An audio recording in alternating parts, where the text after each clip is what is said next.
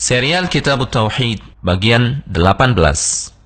Berdakwah bukan asal-asalan, punya perencanaan dan ada skala prioritas.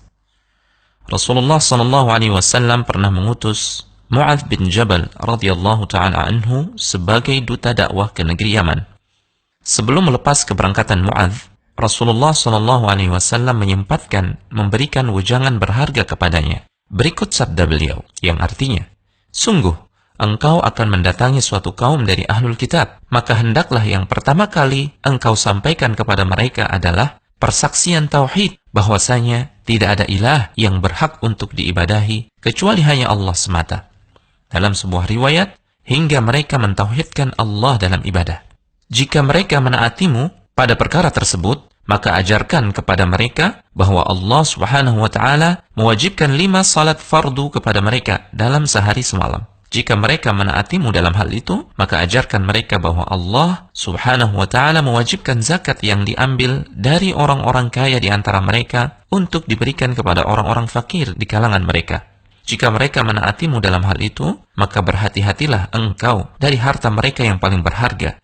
Jangan engkau berlaku semena-mena mengambil harta tersebut.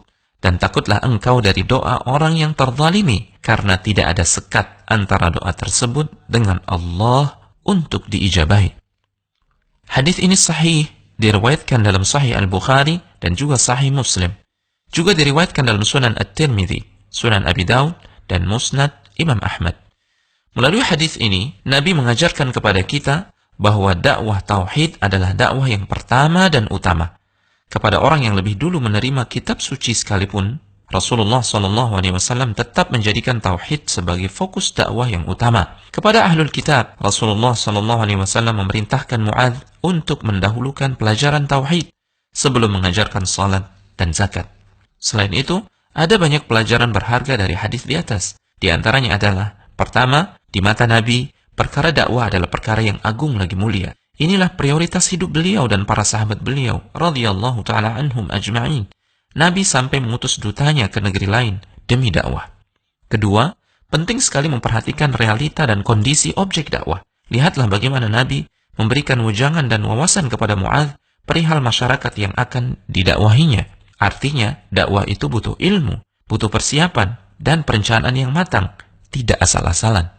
Ketiga, kewajiban yang paling utama dalam Islam adalah tauhid. Salat dan zakat menjadi sia-sia jika tauhid melenceng.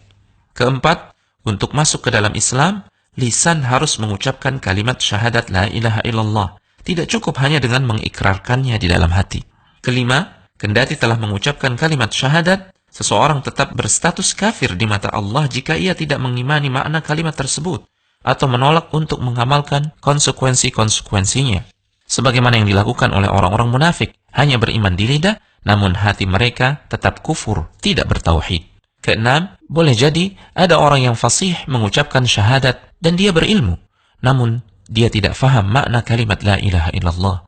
Atau dia faham, namun tidak mengamalkannya, sebagaimana orang-orang ahlul kitab. Ketujuh, zakat adalah kewajiban terbesar setelah tauhid dan salat.